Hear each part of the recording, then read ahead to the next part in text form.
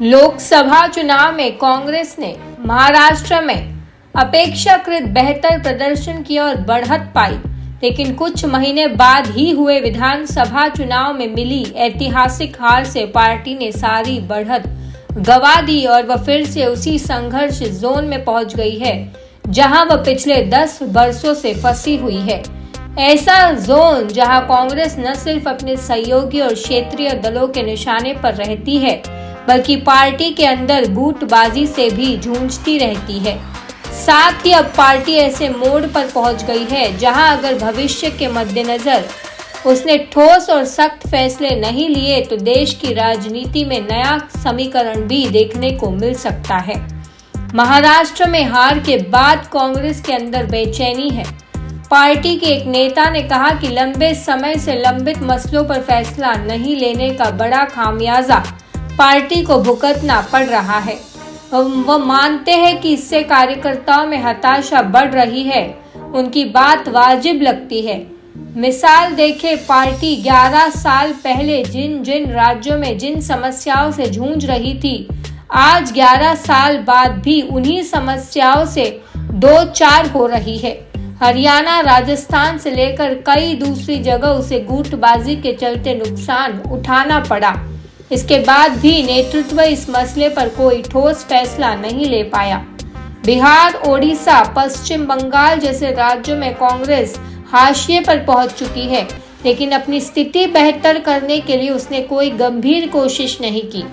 कार्यकर्ता मान रहे थे कि मल्लिकार्जुन खड़गे के अध्यक्ष बनने के बाद चीजें साफ होंगी, संगठन के स्तर पर नए चेहरों को मौका मिलेगा और इसका विस्तार भी होगा, लेकिन बदलाव के नाम पर रस्म अदायगी कर दी गई। पार्टी का एक वर्ग मानता है कि कांग्रेस नेतृत्व ने यथास्थितिवाद को इतना खींच दिया है कि अब अगर बड़ा बदलाव नहीं हुआ तो सीधे उसे ही सख्त सवालों का सामना करना पड़ सकता है।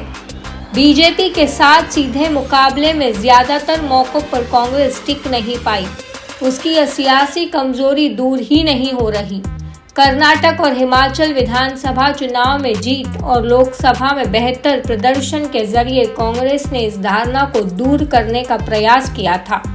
हालांकि हरियाणा और अब महाराष्ट्र की हार ने फिर से वही सवाल खड़ा कर दिया। दोनों जगह कांग्रेस सीधे बीजेपी को चुनौती दे रही थी और दोनों जगह उसे असफलता मिली। कांग्रेस के धुलमुल रवैये और फैसले न लेने की प्रवृत्ति से अब सहयोगी दल भी नाराज है। सहयोगी क्षेत्रीय दलों का मानना है कि कांग्रेस फैसले से लेकर तमाम मसलों में न सिर्फ चीजों को उलझा कर रखती है, बल्कि अपनी अव्यवहारिक शर्तें थोपती है। एक क्षेत्रीय दल के वरिष्ठ नेता ने कहा कि लोकसभा चुनाव के बाद जो परिस्थिति बनी उसमें कांग्रेस की बात मानना सियासी मजबूरी बन गई थी। इससे कांग्रेस कुछ अधिक ही आक्रामक हो गई, लेकिन पहले हरियाणा और अब महाराष्ट्र में हार के बाद क्षेत्रीय दल एक बार फिर कांग्रेस पर दबाव बनाएंगे।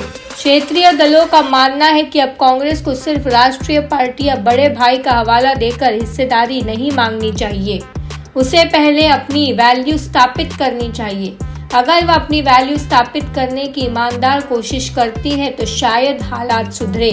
अगर कांग्रेस के रवैये में बदलाव नहीं आता तो यह बात भी सामने आ रही है कि गैर कांग्रेसी और गैर बीजेपी दल एकजुट होकर फिर से तीसरे मोर्चे की संभावना को टटोले। इसका संकेत टीएमसी के उस संदेश से मिलता है जिसमें पार्टी ने कहा कि वह कांग्रेस के साथ जाने को बहुत इच्छुक नहीं है।